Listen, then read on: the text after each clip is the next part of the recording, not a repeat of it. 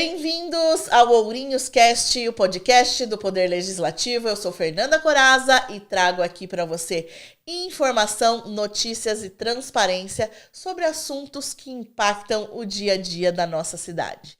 E hoje estamos recebendo aqui no Ourinhos Cast, com muita alegria, Antônio Carlos Gregório. Nosso Gregório, vou falar nosso já, porque é nosso amigo. Seja bem-vindo. Com certeza. Primeiramente, eu queria agradecer pelo convite, pela lembrança, e a gente está aqui. E eu fiquei encantado com as novas instalações aqui, porque quando aqui passei era bem o início da coisa, e eu achei muito bacana. O pessoal está de parabéns, os últimos presidentes estão de parabéns, porque fizeram um negócio fabuloso, sensacional, gostei muito. E, Gregório, para o nosso público que está nos assistindo, vou te apresentar. Gregório, servidor público municipal, vereador, presidente da Câmara, já foi secretário municipal. Gregório faz parte da história de Ourinhos, né? O pessoal diz isso, né? Sabe por quê? Eu costumo falar, em todas as vezes que eu tive a oportunidade de falar para alguém, falar em público, eu não posso esquecer de falar assim, eu nasci na Barra Funda. Foi a primeira coisa que eu cheguei aqui e falei para você. Isso. Gregório da Barra Funda. Então, eu falo assim, eu nasci na Barra Funda. Então, quem nasce na Barra Funda há 30 anos atrás, né, o pessoal não sabia, a Barra Funda era um bairro esquecido, ninguém sabia, nem era lá um cantinho na cidade, né? Então, eu vim de lá para cá. Então, bem antes de começar na vida pública, bem antes de ser servidor municipal, eu prestei serviço em vários lugares, porque naquela época eu sou descendente de italianos. A minha mãe é filha legítima de italianos da Gema, né? Italianos que nasceram na Itália mesmo. Então tinha aquela mania, chegava numa determinada idade, dos 9 para os 10 anos, tinha que aprender ofício.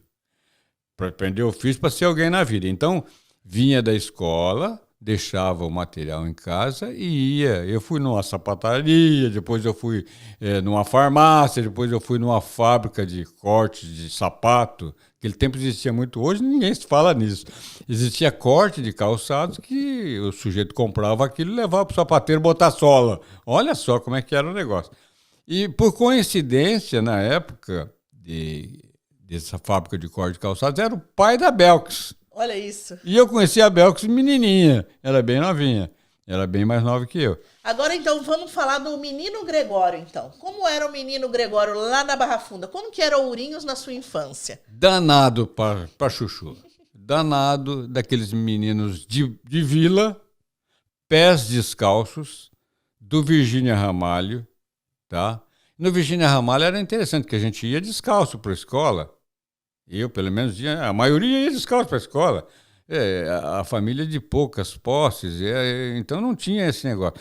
E lá no Virgínia, não sei se até hoje tem, mas a última vez que eu visitei lá ainda tinha um tanque que a gente tinha que lavar o pé antes de entrar na sala de aula. Já estava preparado ali. Já estava preparado, já existia isso, entendeu? Então fui um menino travesso, né, que dei muito trabalho para minha mãe, tomei muita chinelada, que eu dizia, os meus primeiros psicólogos foram a minha mãe, foi o chinelo, foi cinta, foi tudo.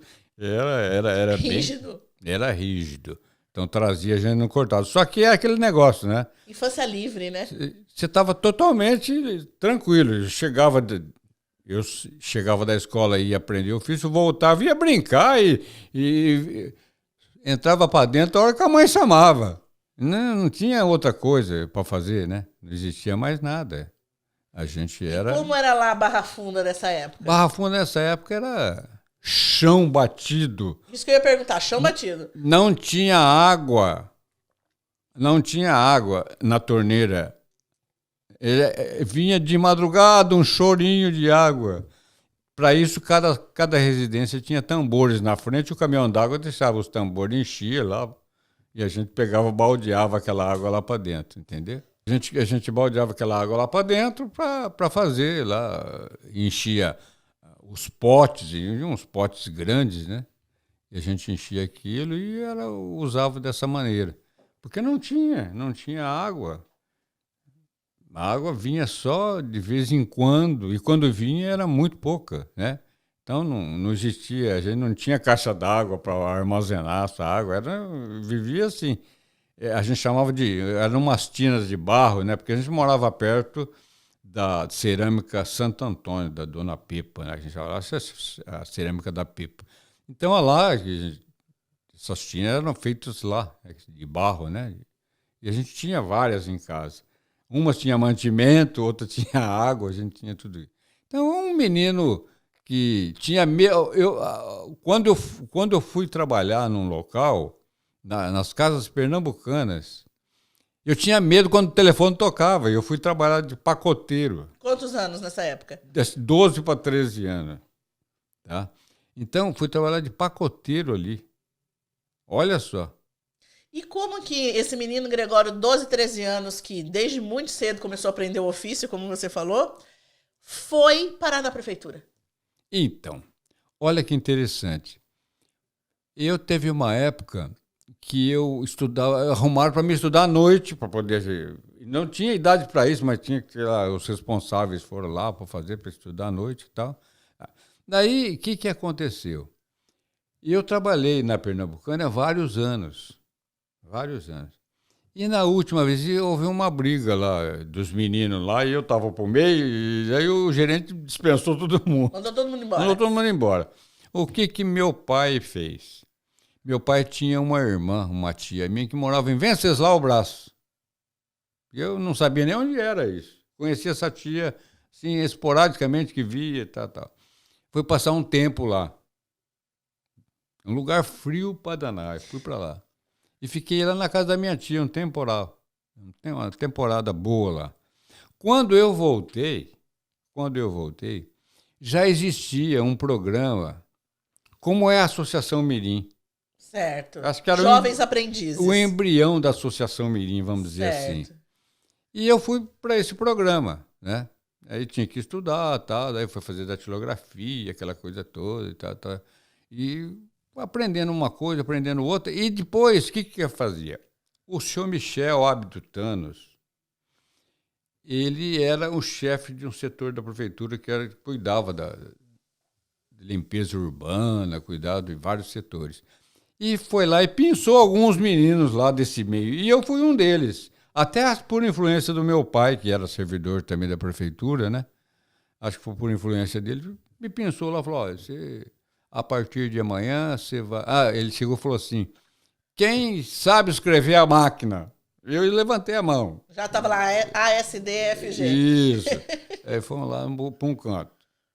Quem sabe fazer isso? Ia para outro canto. E chegou eu e mais alguns lá.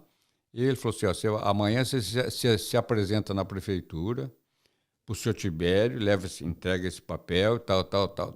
Daí eu falei, meu pai, quem que é esse Tibério? É lá no prédio, assim, assado. Você vai lá. E tinha que ir sozinho, não tinha esse negócio, não. Eu fui lá, me apresentei, ele pegou. Amanhã você vai no pátio da prefeitura. O pátio da prefeitura é perto de casa, é onde hoje é a Associação Mirim. Certo. Aí eu fui lá, me apresentei no pátio, levei um papel lá, me deram um uniforme de mescla, grossa para burro, grande para danar. Você põe, amanhã você vem com essa roupa aqui, se apresenta aqui que você vai trabalhar. Eu olhei, levei para cá, estava escrito limpeza urbana na costa. Minha mãe fez lá uns ajustes lá, eu pus aquele negócio e fui. E eu fui apresentado por um senhor de idade. Naquele tempo, eu varria a rua, uma pessoa de idade e um jovem. E agora nós éramos meninos. Então eu tinha saído do centro da cidade, trabalhava de camisa branca, de colarinho, de gravata, e fui fazer justamente a expedicionária e depois descia para Altinarantes. Tinha que passar no ex-local ali de trabalho. Junto com ele, junto com o seu Deusedino. Chamado Deusedino Fagundes Pereira, era um funcionário da prefeitura. Ele tocava na banda municipal e era uma pessoa amável. Mas eu não fiquei uma semana ali. Porque daí me chamaram, porque eu tinha a datilografia. Então você vai, entrega lá esse material, tinha que devolver. E vai se apresentar lá para o Tibério. Daí eu fui, me apresentei, e ele me apresentou para o Antônio Leopoldino, que era protocolista. Você vai trabalhar aqui de auxiliar. Só que a prefeitura naquela época trabalhava da meio-dia para a tarde. Só que você vai vir de manhã ajudar na limpeza do prédio, vai almoçar e depois do almoço você vai ficar lá com a gente chamava ele de Totó, Antônio Leopoldino. Ele empresta o nome para o Instituto de Previdência e tem o nome dele. E eu fiquei ali. E aí fiquei um tempo, daí falaram, olha, a partir de tal dia você vai trabalhar lá. Aí entrou um novo prefeito e houve um desmembro, uma reforma administrativa. Né? E o departamento de pessoal teve um local específico só para ele. Você vai trabalhar lá no departamento pessoal, com o seu Sebastião Marinho de Souza, era o meu primeiro chefe lá no departamento pessoal. Só que você vai de manhã, você vai limpar o chão, continua banheiro, e depois do almoço você vai ficar lá, beleza. E começou essa toadinha por aí, entendeu? Daí fui aprendendo, né? O ofício agora é de servidor público administrativo. Isso, administrativo. Daí, o que aconteceu? Daí o seu Sebastião subiu de posto quando o Aldo Matachana entrou. Daí subiu, outro subiu, outro. Sobrou para mim o RH, quer dizer, o mais novo chefe, ele não chamava RH, chamava Serviço de Pessoal. Depois ele passou para setor, depois passou para departamento e hoje nem sei como chama mais. Então, eu tinha por incumbência de abrir e fechar o relógio de ponto. Eu tinha que ser o primeiro a chegar e o último a sair. E você acha que é aí que vem sua disciplina de servidor público? Isso, foi aí que começou. Então, eu tinha... E era rígido, porque o nosso chefe, superior de todos nós, era o senhor Tibério. Ele era o secretário da prefeitura, não é secretário... Da administração, não é secretário. Ele era secretário da prefeitura. Cargo efetivo, certo. Tá? Sabia tudo que passava. Os prefeitos que entravam... Tinha que continuar com ele não tinha jeito. E a gente devia satisfação para ele. E eu comecei ali as minhas experiências. Eu vou contar uma para você. Uma foi assim, um drama. E eu todo eufórico, né? Chefe, virei chefe. Virei chefe. Nós tínhamos um convênio com o Corpo de Bombeiros. O Corpo de Bombeiros tinha começado, né, há pouco tempo. E tinha um comandante aí, daqueles da velha guarda. E nós tínhamos 3 funcionários cedidos lá para o Corpo de Bombeiro. E eu aprendi com o Sr. Tibério uma linha de conduta dentro daquilo que a lei determinava. Então, nós tínhamos que obter a frequência desse povo para preparar a folha de pagamento. Porque a folha de pagamento era no feijão, era na mão. Na unha. Sabe? Você tinha que fazer tudo isso. Então, o que o chefinho fez? Como é que anda isso aqui? Eu tinha uma equipe lá já, né? Aí, eles demoram para mandar atrás, a gente fica demorando. Eu peguei, não, vou mandar um memorando lá. E fiz um memorando para o comandante. Deu uma puxada de orelha no comandante. Senhor, prezado senhor, solicito os seus préstimos para que a frequência dos servidores fulano e fulano sejam nos encaminhados impreterivelmente até o dia 15 de cada mês, sob pena de ficarem fora da folha de pagamento. Sem mais, e mandei. Menina do céu. Ficou bravo. Quando foi no final da tarde, chegou aquele homem tudo paramentado lá, tudo, né? Quem que é o fulano aí? Sou eu. O senhor fique sabendo que eu não recebo ordem de civil. E eu já fui na veia. E o senhor fique sabendo que eu não recebo ordem de militar. Nossa! Mas na veia.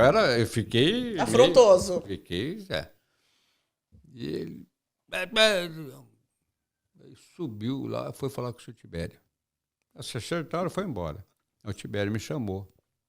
Eu não devia fazer assim. Você devia me falar primeiro. Tá? Me deu um puxão de orelha, me orientou direitinho. Mas eu achava que eu estava fazendo certo. E eu estava fazendo certo. Acontece que o momento não era propício. Exatamente. Entendeu? Né? Ali, Perto dos anos 70. Anos 70, né? Isso, Plena então, ditadura um negócio bravo. Então, daí, só que nós tínhamos lá uma equipe de futebol. A gente praticava vários esportes, a prefeitura tinha. E, passado alguns dias do ocorrido, nós fomos jogar contra o time do Bombeiro. Lá na quadra do Bombeiro. Nossa. Imagina. E lembrou de você? Nossa Senhora. Foi um negócio maluco, sabe?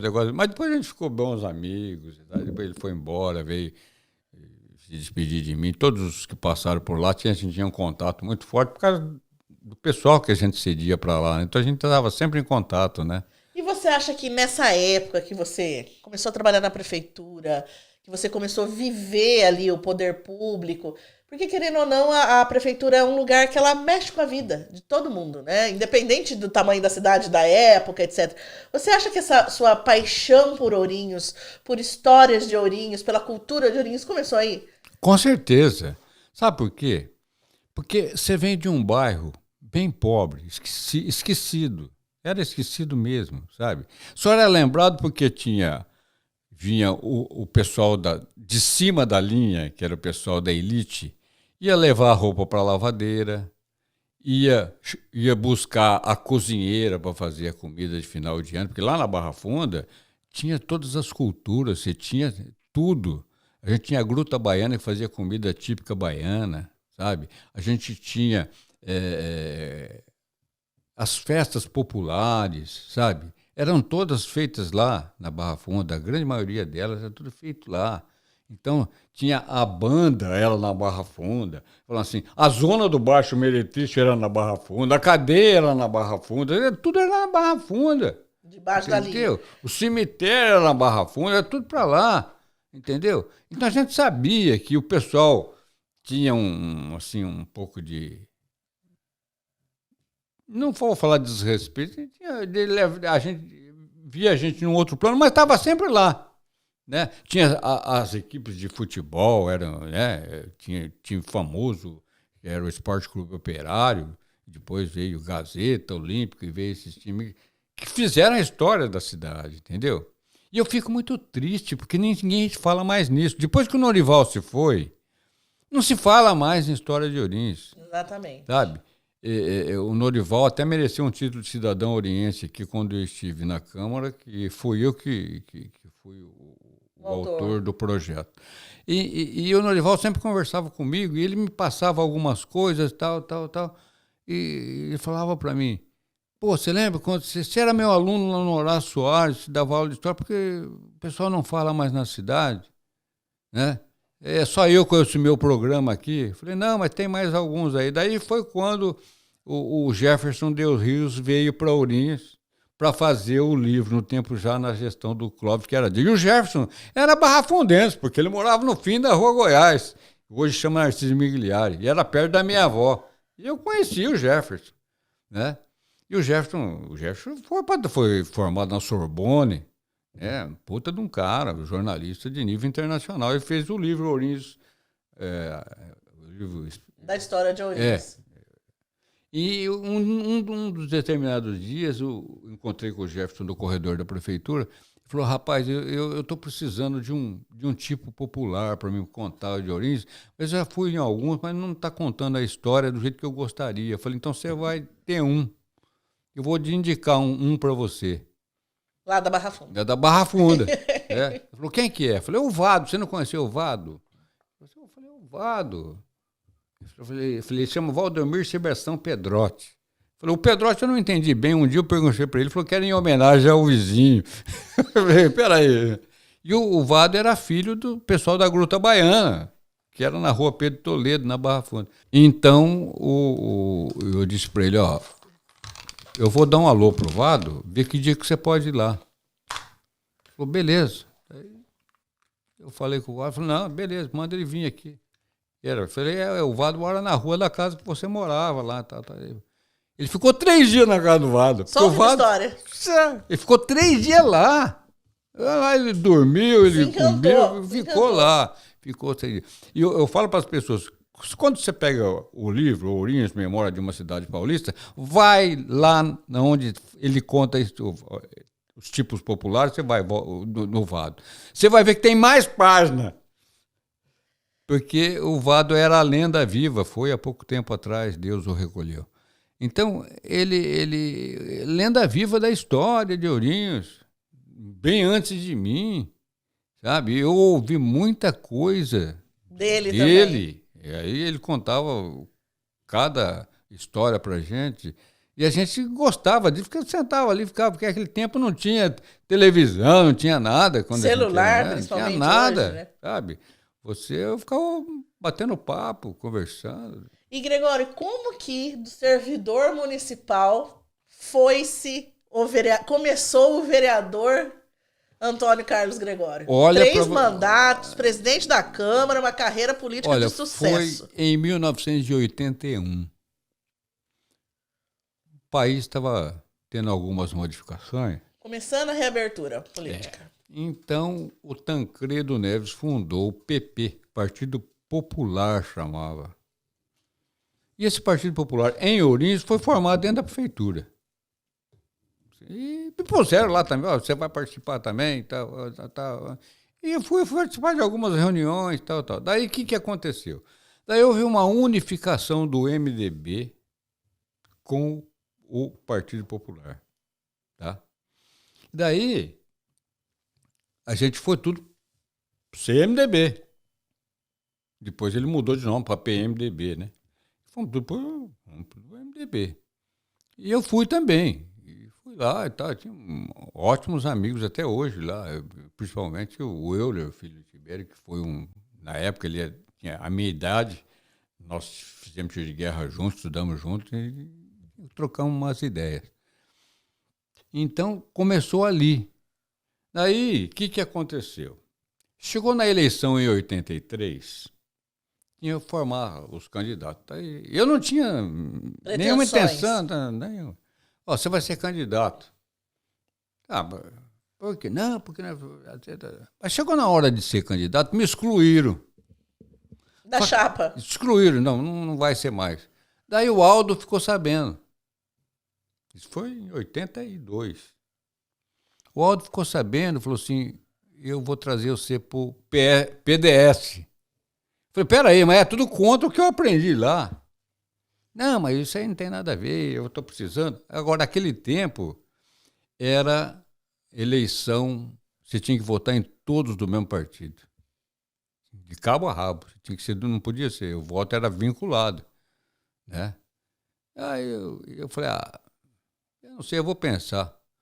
Daí eu falei, eu vou sim. Ele falou para mim, vai sim, bobo, vai sim, o pessoal da prefeitura gosta de você, vai sim. Daí eu falei, eu vou. Falei, mas você precisa arrumar mais um, porque falta um. Mas eu vou arrumar mais um. Como eu vou falar pro cara? Daí eu estava no departamento pessoal, eu conhecia todo mundo. Conhecia todo mundo. Né? Daí eu passei em frente à tesouraria da prefeitura, um dos tesoureiros que trabalhava lá, que era o Arlindo, trabalhava junto com o Olímpio Braz. O Arlindo falou assim, e daí, não deu certo? O Aldo falou que precisa arrumar mais um. Ele falou assim, vai lá falar para ele que eu vou junto, pode te ajudar. Aí eu voltei e falei, o Arlindo também vai, então ficamos. Então aí chamou nós dois e falou, vocês vão trabalhar para o deputado fulano. Eu falei, para trabalhar para deputado. Eu não tinha dinheiro para nada, para fazer nada. A gente, sabe, vivia mesmo só o salarinho da prefeitura e olha lá. E fui trabalhar para o Ricardo Yazbeck. O Ricardo Yazbeck vai dar todo o material que vocês precisam. Só que vocês vão buscar lá no fim da Jacinto Sá, número tal, que era o cara que cuidava dos veículos do Ricardo Yazbeck. Fomos lá, pegamos e começamos a trabalhar. Daí, para minha surpresa, a apuração foi lá no Colégio Técnico, no ginásio do Colégio Técnico. E eu, inexperiente neste aspecto, não sabia que tempo tinha muito negócio de mudar voto. Chega lá o cara, e o meu nome naquela época, na célula puseram Antônio Gregório. E ninguém sabia quem era Antônio Gregório. Olha, Gregorinho, todo mundo sabia quem era. Gregório, todo mundo sabia quem que é. Mas Antônio Gregório, quem que é esse cara? Esse cara tá arrebentando de voto no partido e tal, tal, tal. Tá na frente do Mané de Mello, tá na frente de todo mundo, tal, tal. E eu tô lá no jornal, falou, ó, fica firme aí. Que... Eu fui para casa. Aí voltei, eu já estava atrás. Eu já era o primeiro suplente. E fiquei primeiro suplente. Logo na primeira. O cara falava para mim, se você tivesse ficado lá e conferido seus votos, você tinha sido eleito. Mas chegou a minha vez. Só que naquele período era um mandato de 6 anos. E tinha muito vereador que vai e vem. A Câmara ainda era na Rua São Paulo, 481, se não me engano. E o cara saía e eu era chamado a atuar. E eu comecei a atuar nesse período. Então, você começou a substituir o vereador, vamos Isso, dizer assim. comecei como suplente, mas substituindo Frequentemente. Eventuais ausências. Né? O cara tirava 15 dias de licença para sair de alguma bucha. Tá? Uma delas foi uma CPI contra o governo. E era quem na época? O Esperidião. E eu era amigo do Esperidião, poxa. Entendeu? Tanto é que quando eu fui disputar a eleição, eu estava no PDS, meu pai era amigo do Esperidião, falou assim, você fez bobagem, você vai ver, você não vai ficar na prefeitura. E, pelo contrário, o Esperidião tomou posse, né, e falou assim, quero que todos os atuais responsáveis pelos setores tenham reunião comigo. E eu era responsável pelo pessoal, fui lá e tinha feito uma lista de pedidos. A transição foi feita no dia da posse, para você ter ideia. Então, o Miguel, filho dele, e a Tininha eram muito amigos. Nós trabalhávamos na prefeitura já de algum tempo, então a gente era muito amigo, a gente fez algumas coisas. Tal. Mas eu fui lá para levar o que me dizia respeito. A hora que eu entrei na sala, estava a cúpula do MDB, mais os eleitos, né? Você, oposição, vamos dizer oposição. Assim. O Esperidião falou assim, ó, esse é o rapaz que vocês queriam que eu mandasse embora? Não vou mandar. Porque aquele tempo era seletista. Entendi. Não tinha vindo a Constituição de 88 ainda. Daí eu entreguei toda a documentação para ele, que ele precisava. E tinha um jornalista, não vou citar o nome por motivos óbvios, mas um jornalista tinha sido candidato e não tinha sido eleito. Ele tinha sido um opositor ferrenho dos outros prefeitos, ele era a favor do Esperidião. Então, o Esperidião, eu entreguei e falei, o senhor precisa de mais alguma coisa? Ele disse, não, fica aqui. Eu fiquei. Daí formamos lá, vamos fazer uma foto pro jornal. Aí botou a foto. Te botou no jornal. Tirou a foto. Daí saiu o jornal no dia seguinte, com a foto. Nossa, e eu tô na foto, mas tá lá, fulano, chega em mim, não fala quem sou eu. Na legenda. Sabe? No comentar a fotografia não tem. Né? O prefeito compõe a equipe de governo, não fala nada. Porque quem trabalhava comigo era a mulher do Manuel de Mello, a dona Enezel. Sabe? E a dona Nézia era comadre do Esperidião. Eles eram compadres, o de Mello, o Esperidião. Então, o Esperidião falou, você vai continuar, ver o que precisa fazer aí, não dá bola para o nego falar. E o Esperidião foi o prefeito que eu mais gostei de trabalhar, porque ele era enérgico, mas ele era um cara que tinha um coração enorme, sabe? Ele chegava de manhã e falava para mim assim, vão comigo correr obra. E eu já sabia, pegava a prancheta e ia. Ó, isso aqui tem que ver. Então, chegou um determinado momento, tem um negócio até interessante para contar. Foi para a reforma do Teatro Municipal. Já existia o teatro? Já no teatro.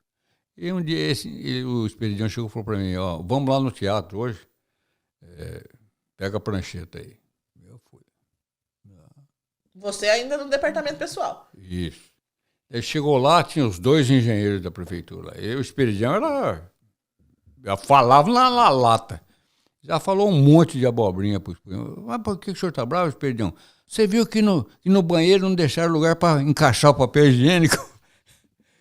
E falou, anota aí para mim. Daí nós estávamos correndo lá e um pedreiro estava chapiscando uma parede lá e espirrou reboco cimento. na calça do Esperidião. O Esperidião falou pro rapazinho assim, você não tá vendo não, rapaz? E eu sabia que o rapaz era surdo. E o rapaz sorriu para ele. Falou, ainda tá rindo? Anota o nome dele aí que eu vou dar uma suspensão para ele. Fiquei na minha, anotei, fiquei quieto, né? Chegou lá na prefeitura, ele falou para mim assim, pega o prontuário desse rapaz aí. Eu falei, senhor Esperidião, posso falar uma coisa pro senhor? Ele não fez por mal, não. Ele não escuta. E por que você não me falou na hora? Falando, eu ia falar pro senhor na hora, o senhor ia, naquela hora, não era a hora de falar. Né? E acontecia dessas formas. Ele falando, então tá bom. E passava o dito pelo não dito. O Esperidião foi o único prefeito que eu vi que ele fez um decreto no final, no último mês de mandato dele, anistiando tudo que ele tinha feito contra funcionário. O único que eu vi. Vamos dizer assim, de perseguições, isso, colocar ali, mudar de lugar. Não, porque ele fez o decreto e ele explicou para mim por quê. Falando, sabe por quê? Eu comecei a ver que eu fiz muita coisa porque o encarregado mentiu para mim. Entendi. Que interessante. Sabe, foi o único. Eu passei por alguns prefeitos, passei Camerlingo, João Newton César, Lauro Miliari, e até quando me aposentar. Eu fui o único que fez isso. Eu falei, gente, olha como o cara louvável. É uma atitude que eu nunca vi ninguém fazer. E nessa época você já era suplente? Eu já era suplente. Eu era suplente. De dia na prefeitura, depois de vez em quando participava da sessão da Câmara ainda. Podia exercer concomitante e eu ocupava as duas funções. E numa das chamadas que eu fui lá, estava uma CPI contra o Esperidião. Nossa. O cara não queria se comprometer, eu fui. Exatamente. E eu fui e votei a favor do Esperidião, porque eu entendia que ele não teve culpa. O pessoal queria me esgoelar, né? Imagino. Porque eles cobravam da gente. Você levava o problema para o diretório do partido, quando você tinha, ou então o diretório do partido vinha em cima de você, tá? Como é que você faz isso? Não, sei porque eu tô lá com ele. Não, você fez porque você é empregadinho, né, do prefeito. Eu falei, não, eu fiz porque ele não tem. Mostra para mim aí onde é que tá. Alguma autorização dele mandando fazer isso aí. Foi um desvio de paralelepípedo, olha para você ver. Tá? Falei, gente, para com isso. E aí, na próxima eleição... Não, daí emplaquei, daí fiquei até 2000. Na sequência já dessa Na sequência já. Naquela eleição ali, que no primeiro de 4 anos já, ali. 6. Foi até 88. A eleição foi em 88, eu emplaquei. Então nessa. Emplaquei. Do Collor, eleição do Collor ali junto. Aí foi... Continuei no PDS, não saí do partido. Certo. Fiquei 88 até 2000. De 89 até 2000. Sem parar, reeleito. Sempre reeleito. Em que ano que você foi presidente da Câmara? 95, 96. Já era aqui ou era lá ainda? Não, a Câmara já era aqui. Já era expedicionária. Já era aqui, A Câmara era lá quando eu iniciei, quando eu fiz o meu debutante que fala, né? E foi lá. Entendi. O primeiro dia que eu usei o microfone lá, eu tremia que nem vara verde, que não sabia o que eu ia falar, né? E nessa época sua, aqui na Câmara, vamos trazer já agora que nós estamos no Poder Legislativo, o que mais te marcou nessa época, desses mandatos todos que você teve aqui? Eu vou dizer para o que mais me marcou alguns pontos. Certo. Alguns pontos. Um deles foi numa entrega de um título de cidadania para Dona Elisca Sedlak.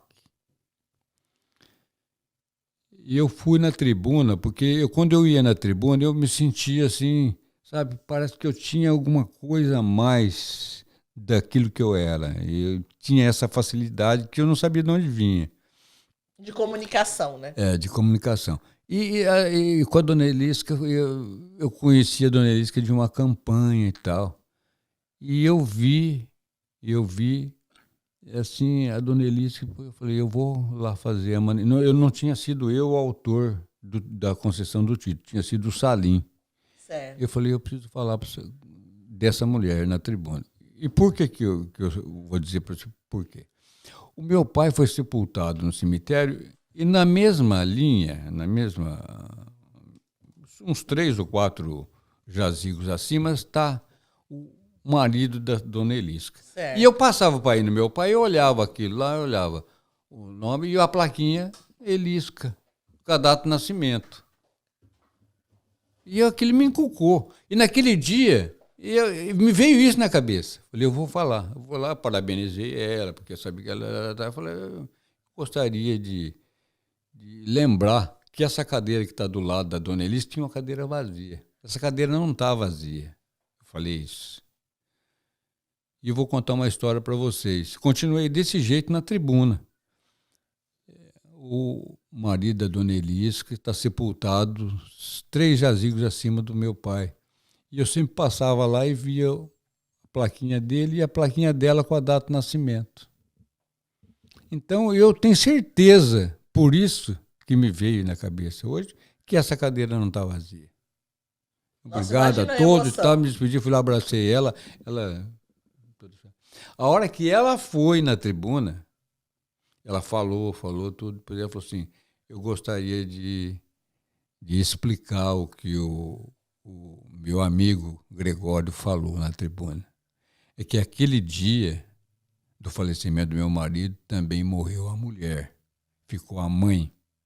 Nossa! Aquilo me marcou de uma maneira também. E que mais também, depois no período como presidente da Câmara, faleceu o secretário-geral da Câmara, que era um amicíssimo, Valdir Martins Tavares, né?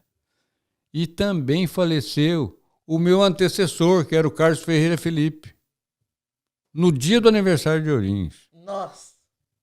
Nós tivemos que suspender todas as coisas que a gente fez. Então são coisas que marcaram.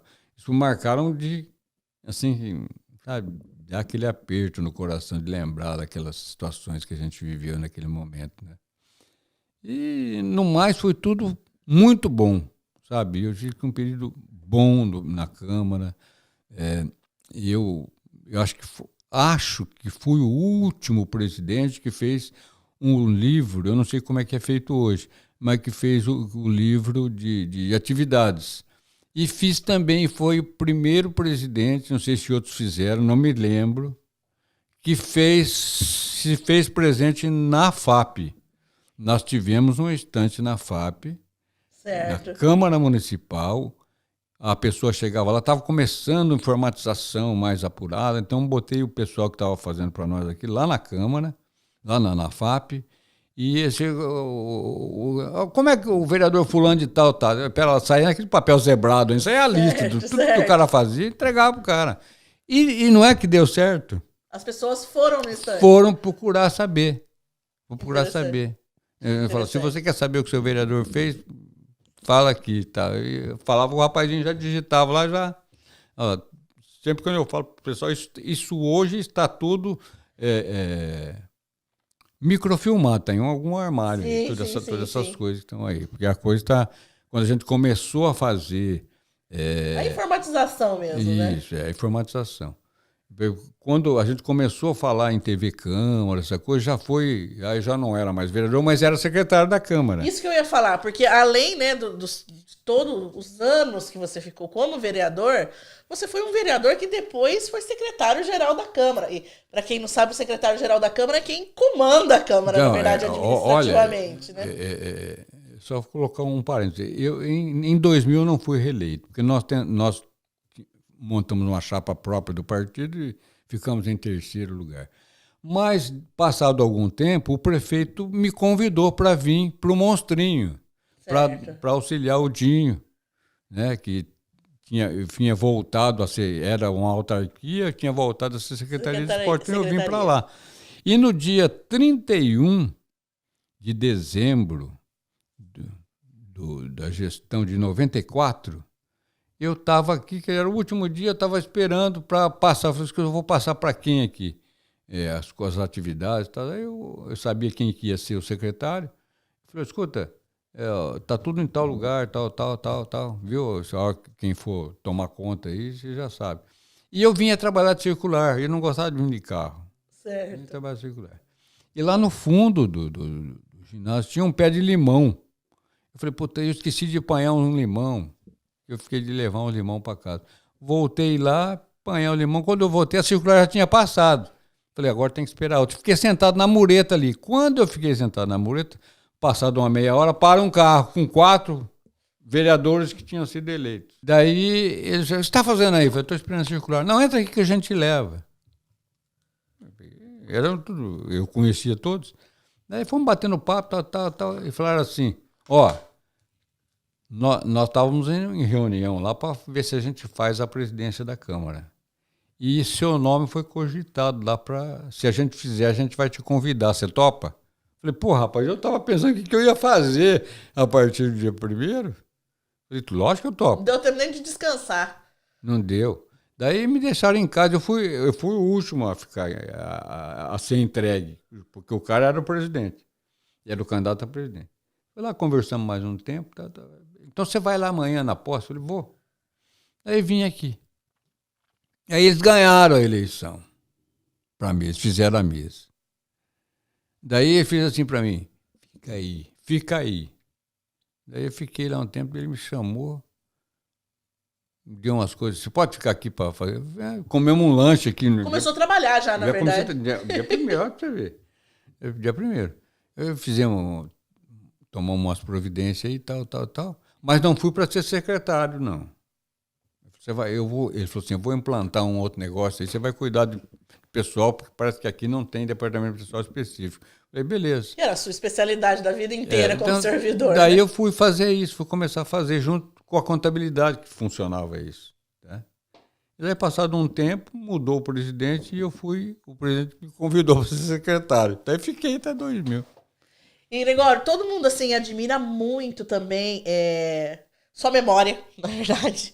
Uma memória impressionante que você tem sobre fatos, com datas, pessoas e também leis municipais, né? Você é um grande conhecedor administrativo de Ourinhos, na verdade um dos maiores. De onde vem essa vocação sua? Vem de Deus, eu acho. Sabe por quê? Como eu disse para você, quando a gente começou, era tudo na unha ali, não tinha nada. Você tinha que ler. Não tinha outra alternativa. Para você ter uma ideia, os códigos de postura, código tributário, que era um negócio, um calhamaço de 400, 500 páginas, foi rodado no mimeógrafo. Quem que rodou? Eu. Cheirando álcool absoluto o dia inteiro, saindo chapado de tarde. Tá? Depois encadernado. Então você via as páginas, né? Você via as folhas. Então alguma coisa ia ficando. E aí... Foi absorvendo, porque daí a atividade obrigava a que você tivesse como... o nosso livro de cabeceira era a Lei Federal 4.320, que é a lei que cuida dos orçamentos públicos. Por quê? Porque o departamento pessoal fazia a folha de pagamento e mandava mastigado para a contabilidade, isso aqui é empenhado nessa verba, isso aqui é nessa verba, isso aqui é nessa verba. Desenhadinho. Tudo pronto. Hoje não. Hoje você faz uma tabela de parâmetros e joga a folha de pagamento, a contabilidade solta tudo. Isso a gente aprendeu a fazer com a Smar. A gente começou a fazer esse sistema também. Entendeu? Mas eu sabia de cabeça, até uns tempos atrás, a matrícula. Eu falava assim, você conheceu o Abel Cunha? Eu falei, conheci, o cartão dele era número 1. Você conheceu o Nelsinho do Asfalto? Eu falei, conheci, o cartão dele era número 400. Meu Deus. Você conheceu o Nereus Garcia, que jogava bola, que depois faleceu num acidente aí? Conheci, o cartão dele era 313. Sabe? Além do nome, sabia até até a matrícula. Meu Deus. Por quê? Porque você não tinha outra ferramenta. Você tinha que saber. Nós recebemos uma vez a fiscalização do Fundo de Participação dos Municípios. Porque o prefeito tinha feito aquele prédio que é no fundo da prefeitura, lá da sede. Aquele prédio foi construído com verba do FPM e o R4 lá com toda a coisa. E o camarada queria saber, né, onde é que tinha sido aplicado. E eram uns caras complicados. Então, designaram eu, que cuidava de pessoal, e o contador, que era o Vitinho, Alcides Vita. Né? Vocês vão acompanhar esse pessoal. Nós fomos levar ele nos lugares onde tinha sido investido o recurso. Daí nós descobrimos que ele gostava de flores. Daí Eu falei assim, o senhor não quer visitar o horto? E aí levamos ele no horto. Ele ficou encantado com o horto, sabe? Ficou encantado, e chegou o responsável, era o senhor Antônio, chamou, senhor Antônio, vem cá. Explica para ele como é que funciona. Ele falou, isso aqui é primavera dobrada amarela, isso aqui é primavera simples vermelha. Como é que o senhor sabe? Eu sei, porque eu aprendi. O senhor não arruma umas mudas para mim? Nós arrumamos umas mudas para ele e tal. E ele fez todo aquele calhamaço todo e deixou uma carta elogiosa para nós. O áudio dizendo que estava tudo em ordem, tudo bem e tal. A recepção dele foi tão boa, tão acolhedora. E, Gregório, assim, né, você viveu, querendo ou não, um mundo de muitos desafios, né? Porque trabalhar no serviço público é desafiador, os bastidores da política nem se fala. E o que você gostaria, assim, que as pessoas entendessem melhor sobre isso?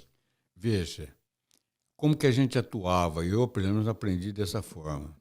Nunca tomar decisão de impacto, assim, sabe? Por exemplo, vou citar um exemplo. Eu recebi, às vezes, um comunicado lá. O servidor foi isso, fez aquilo. Que eu não tomava atitude nenhuma sem ouvir o outro lado. Eu chamava o acusado. Escuta, o que aconteceu lá tal dia? Ah, foi isso. Depois, passado um tempo, eu chamava os dois juntos. Uma cariação, praticamente, sabe? Né? Não tomava nenhuma atitude. Então, eu acho que isso hoje... O pessoal esqueceu muito disso, sabe? Está muito assim, o pessoal pensa só em si, vê, o fulano está faltando muito, é um vagabundo. Não, será que ele não está com filho doente? Será que a vida dele é boa? Será que ele ganha o suficiente para manter a casa como devia? Será que isso não está importunando? Será que ele está dando o tratamento adequado para ele em algumas áreas aí? Esse olhar mais humano, na verdade. Com certeza é isso, sabe? Então, se politizou tudo. Hoje em dia é tudo politizado. Nós estamos passando uma transformação enorme. Sim. Né? A gente vê em tudo quanto é segmento, você vê que é um negócio doido. Né? Então, quem foi criado da forma que eu fui, sabe, não dá para engolir muita coisa, sabe? E, Gregório, você, servidor, né, até se aposentar, vereador, presidente da Câmara, secretário-geral da Câmara e também secretário municipal de administração.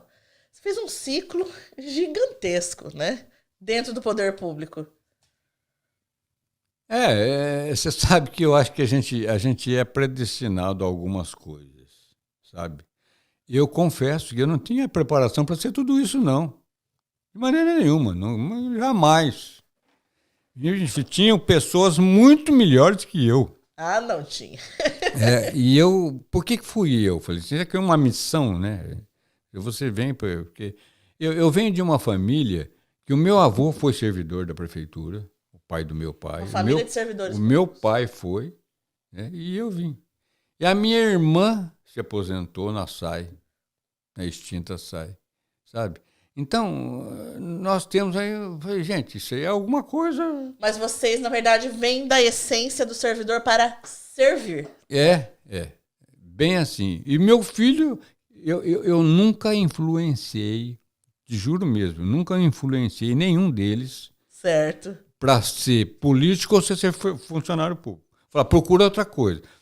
O Luciano, meu filho, tem 2 faculdades, o outro trabalha no SAMU, o que faleceu, ele era da área de informática, então, entendeu? Mas quis o destino que o Luciano veio ser servidor municipal. Primeiro veio ser assessor na Câmara e agora trabalha na prefeitura.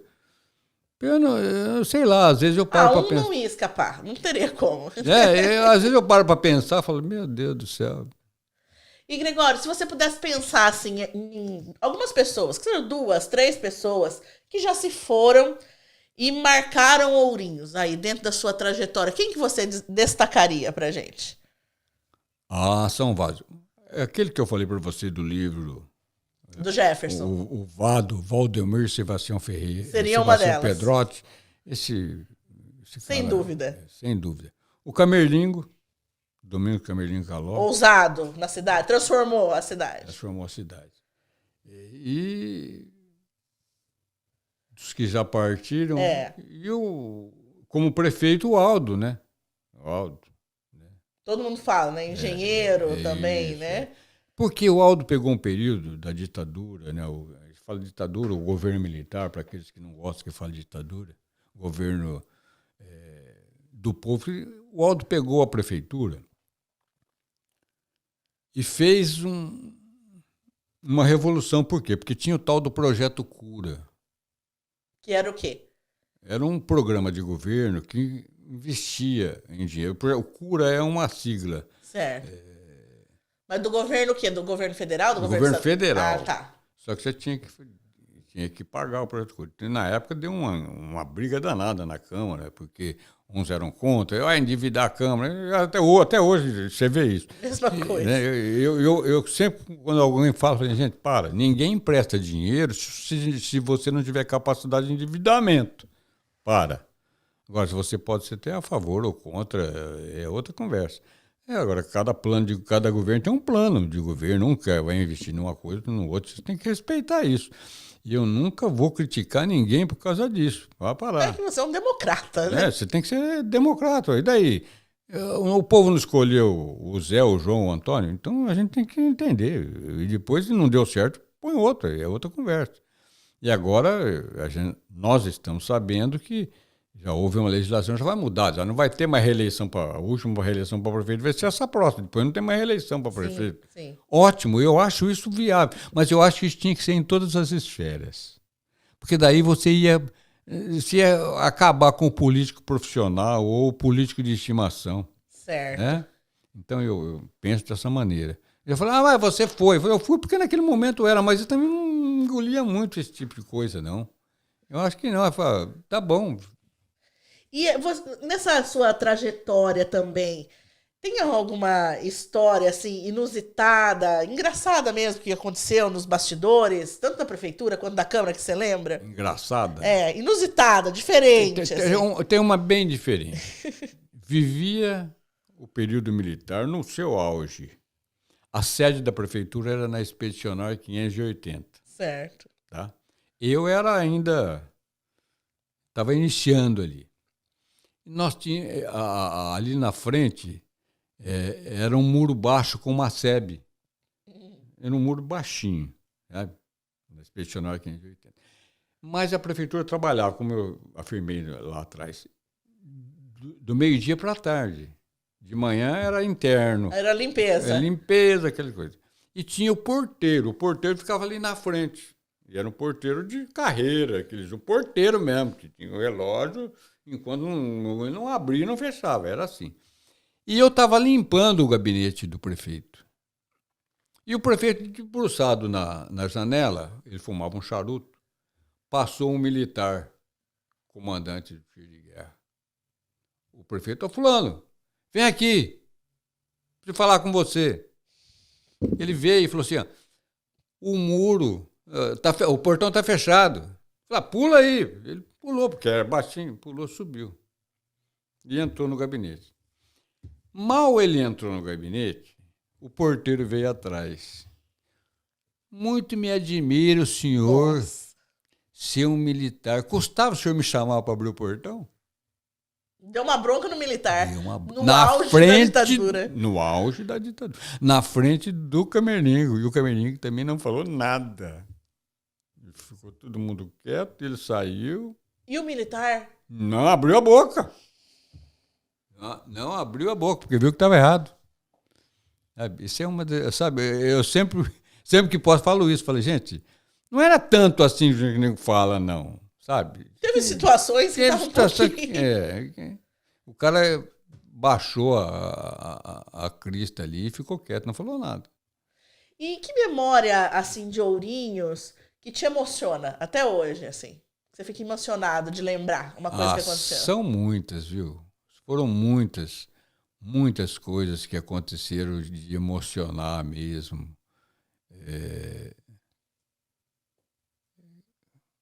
São tantas que eu não sei escolher uma para dizer bem a verdade para você, de Ourinhos.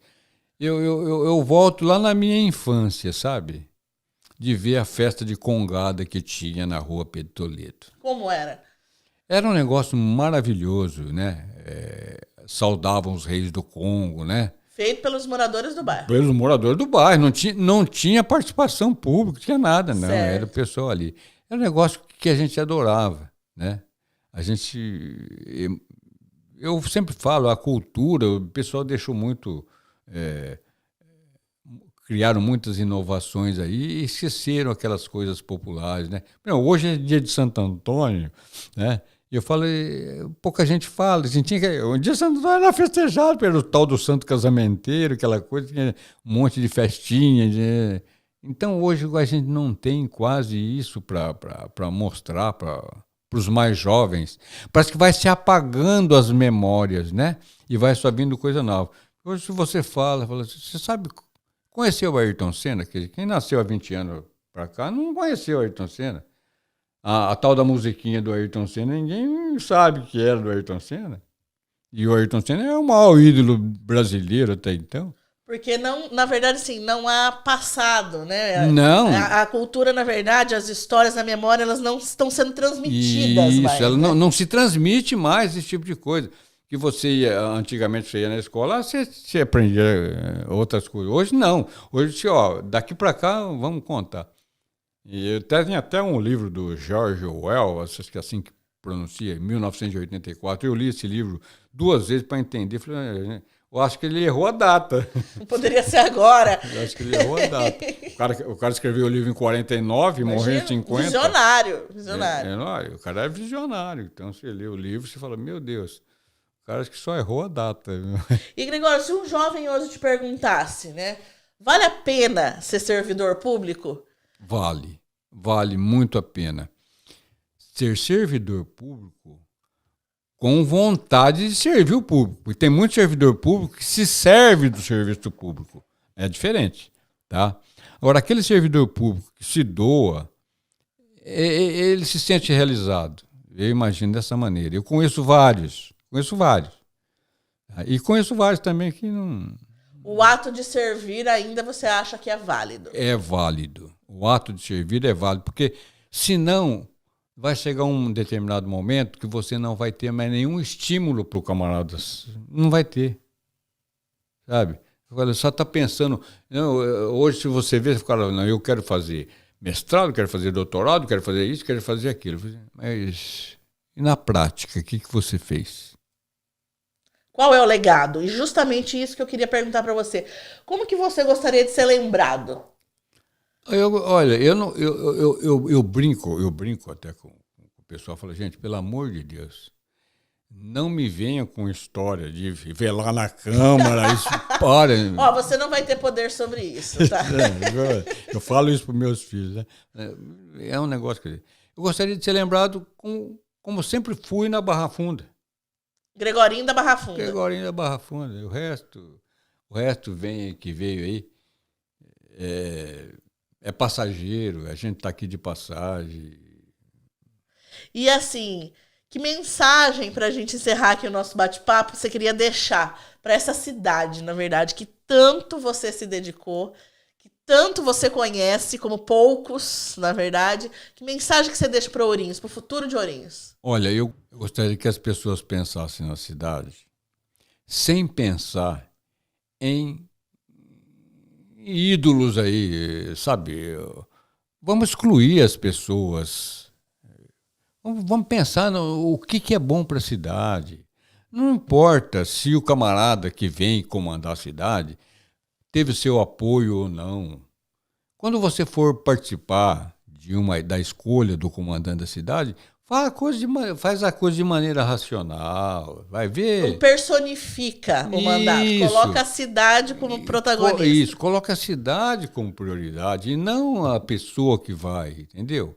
Então eu acho que precisa muito isso. Isso a gente... Você não fala mais lá na base, na formação da criança para vir. Não fala. Como é que ele vai chegar? Ele vai chegar como uma marionete, vai ser... Peraí, tem que ir assim porque o fulano é o mais rico, esse aqui é o mais... Não é assim. Vamos pensar na cidade como um todo e não vamos ficar puxando a sardinha para sua brasa. Para, isso aí já foi. Falei, eu já passei essa fase. Comecei, vi que não é assim. E não vira, porque o outro... Você tem um projeto de governo. Eu falo, olha, a gente tem, em termos de legislação, uma legislação que quase que obriga uma continuidade daquilo que foi parado. Só que ninguém faz, o cara muda tudo. Você tem a lei de diretrizes orçamentárias, o plano plurianual para poder o camarada seguir. Só que daí o camarada entra, ele muda tudo. Ele tinha que ser proibido essa mudança. Sim. Então aí... Porque, querendo ou não, o primeiro ano de um mandato é todo organizado no mandato passado. Claro! Né? Então, se você tivesse... Você já imaginou? Se a gente começasse lá de trás... parou aqui, vamos continuar. Parou aqui, vamos continuar. Não fiz aqui, destruir para começar de novo. Isso. Eu achei que falar, não, esse aí que foi o cara que fez, larga aí, deixa que arrebenta. Para, não é assim. Aí o povo vai ficando. E o povo também não tem colaborado, né? Por quê? Porque não tem mais isso. Essa consciência também, né? Essa consciência, ninguém repassa mais isso.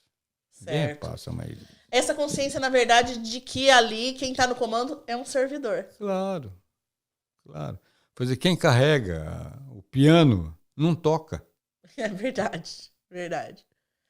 E, Gregório, o que não pode acabar em Ourinhos? Que não pode acabar em Ourinhos? Não pode. O que Ourinhos não pode perder? Ourinhos não pode perder a supremacia de ser a rainha do Vale do Paranapanema. Eu acho que hoje ainda, falando com uma pessoa, eu falei, olha, nós estamos a alguns metros de Salto Grande, a alguns metros de Canitar. Eu falei assim, nós temos tudo para ser assim, uma megalópole. E a gente não dá essa continuidade, por quê? Tem que ter picuinha para cá, picuinha para lá, picuinha para cá, picuinha para lá. O nego fala assim, mas isso vem de cima para baixo. O povo, a hora que ele tiver consciência, velho, o pessoal tem medo. Sim. Basta ver o que está acontecendo no mundo hoje. Sim. Ourinhos, então, tem tudo para dar certo. Com certeza. Eu me lembro, quando Ourinhos tinha 40 mil habitantes, eu lembro que o mestre, eu chamo de mestre Tibério, falava para nós assim, a partir do momento que Ourinhos tiver 100 mil habitantes, vai fazer BUM! Ninguém segura mais. Porque nós éramos para estar na frente de Marília. Por quê? O bairrismo não deixou com que a coisa saísse de volta da ferrovia. Agora nós não temos mais ferrovia. Exatamente. Né? Se planificou uma nova Ourinhos, lá no bairro que deu o nome de Nova Ourinhos, o camarada aproveitou o projeto que tinha sido feito em 54. Pelo Padre Lebré, a equipe do Padre Lebré. Fez um projeto, o aeroporto não seria lá. O aeroporto seria para cá, era para aquele plano lá para ser Ourinhos, a nova Ourinhos. Então não houve, essa continuidade. É. Gregório, queria muito te agradecer. A gente poderia ficar conversando aqui mais umas 4 horas, na verdade. Com certeza. É um prazer imenso receber aqui você, a memória viva de Ourinhos, graças a Deus, que vai continuar por muito tempo ainda. Esse espaço aqui nós vamos te chamar de novo, viu? Pode ter certeza, um prazer enorme. Obrigado por ter aceito o nosso convite, estar aqui com a gente. Muito obrigada mesmo, viu? Eu que agradeço pela lembrança. E quero mais uma vez parabenizar o pessoal da Câmara pelas as novas dependências. Os últimos presidentes foram realmente... Hoje a Câmara está moderna, né? Então, sensacional. Eu falo para as pessoas, o tempo que eu passei por lá, se tivesse essa possibilidade, aquele tempo a gente não tinha nem recursos financeiros para isso. Mas hoje está sensacional, o pessoal está sendo muito bem, a população está sendo muito bem representada pela estrutura que tem a Câmara de Ourinhos. Já é modelo na nossa região aqui, não tem dúvida disso. Obrigada, Gregório. Beleza. E para você que está nos assistindo, muito obrigada pela companhia e até o próximo Ourinhos Cast.